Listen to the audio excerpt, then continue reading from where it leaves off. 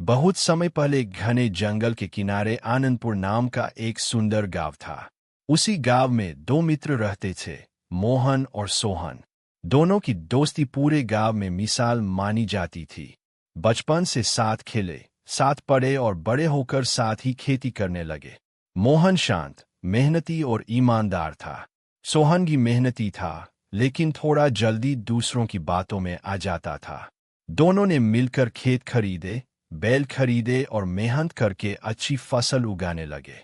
उनकी सफलता देखकर गांव के कुछ लोग खुश थे, लेकिन कुछ लोग उनसे जलने लगे। उनमें सबसे अधिक ईर्ष्यालु था रघु। वह चाहता था कि दोनों मित्र अलग हो जाए ताकि वह उनकी जमीन सस्ते में खरीद सके। उसने दोनों की दोस्ती तोड़ने की योजना बनाई। एक दिन रघु मोहन के पास गया और बोला, मोहन, तुम दिन रात मेहनत करते हो, लेकिन सोहन तुम्हारी मेहनत का फायदा उठा रहा है। मैंने उसे कहते सुना है कि खेत उसी की वजह से चल रहे हैं। मोहन मुस्कुराया और बोला, मुझे अपने मित्र पर पूरा विश्वास है। रघु निराश होकर वहां से चला गया। अगले दिन वह सोहन के पास पहुंचा। सोहन, तुम्हें पता है, मोहन कह रहा था कि अगर तुम न भी रहो तो उसे कोई फर्क नहीं पड़ेगा। सोहन ने पहले तो विश्वास नहीं किया, लेकिन रघु रोज रोज नई नई बातें कहकर उसके मन में संदेह भरने लगा। धीरे धीरे सोहन का व्यवहार बदलने लगा। अब वह मोहन से कम बात करता था। मोहन समझ नहीं पा रहा था कि उसका मित्र अचानक इतना बदलाव क्यों हो गया। एक दिन खेत में काम करते समय छोटी सी बात पर दोनों में बहस हो गई। रघु दूर खड़ा मुस्कुरा रहा था। यही तो वह चाहता था। कुछ दिनों बाद दोनों ने अलग अलग खेती करने का फैसला कर लिया। अब दोनों अकेले काम करने लगे। पहले जहां मिलकर काम जल्दी हो जाता था, अब हर काम में दोगुनी मेहनत लगती थी। खर्च भी बढ़ गया और आमदनी घटने लगी। इधर रघु खुश था। उसने दोनों से अलग अलग दोस्ती बढ़ाई और दोनों को गलत सलाह देने लगा। कभी किसी को महंगे बीज खरीदने के लिए कहता, तो कभी गलत समय पर फसल बोने की सलाह देता। उस साल दोनों की फसल खराब हो गई, कर्ज बढ़ गया। एक दिन गांव में भयंकर आंधी और बारिश आई। मोहन का खेत पानी में डूब गया। दूसरी ओर सोहन के खेत की मेड़ टूट गई। दोनों अकेले थे, मदद करने वाला कोई नहीं था। रात को सोहन को बचपन की बातें याद आने लगी। उसे याद आया कि कैसे मोहन हमेशा उसकी मदद रात को सोहन को बचपन की बातें याद आने लगी।